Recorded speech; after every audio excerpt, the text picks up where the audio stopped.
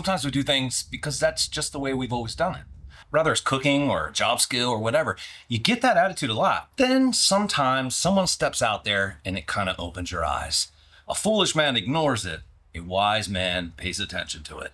And I want you to pay attention to this video because today we're going to look at comparing ribs cooked in foil versus cooked in butcher paper.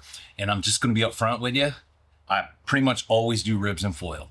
I do brisket back and forth, but mainly in butcher paper. You can cook on any pit that you want to. I'm going to use the Connected Joe. It allows me to hit the exact temperatures I want while getting that charcoal flavor. If you don't know about the Connected Joe, I'll put a link to the video about it down below. But the Connected Joe, it's one of my favorite pits. It really is. It gives you that amazing flavor with the convenience of like a pellet smoker. And so we're going to go at 225 for most of the cook. We are going to raise it to 250 when we first wrap. After we unwrap and start glazing, we'll drop it back down to 225 for a nice slow finish over the finish line.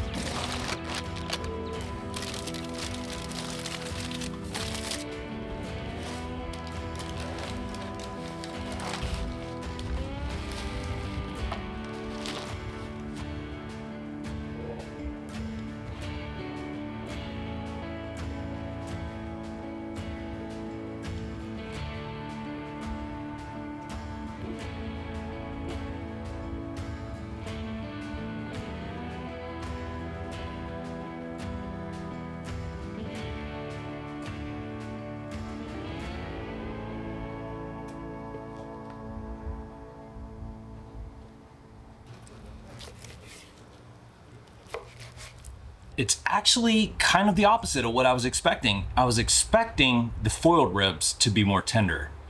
But the butcher paper ribs are actually, I mean, they're fall off the bone for the most part. I mean, they're right there. That's a great thing for me and a lot of people, that do their ribs in the backyard. But, I understand the competition. You want a little bit more of a tugness. I think this is somewhere just over that line and to fall off the bone. And these are probably more competition style, but let's see how they taste, because that's the main thing. Nice smoke ring.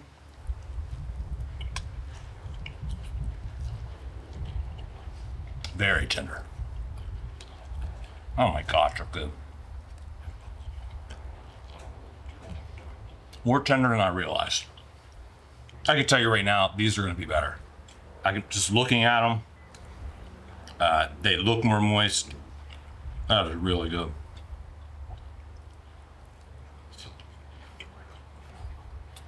I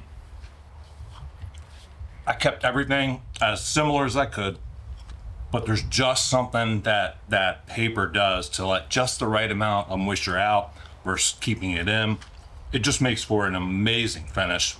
Rib, brisket, whatever. Paper seems to be the winner almost every time. I was a little bit concerned about this one because I usually do ribs in foil.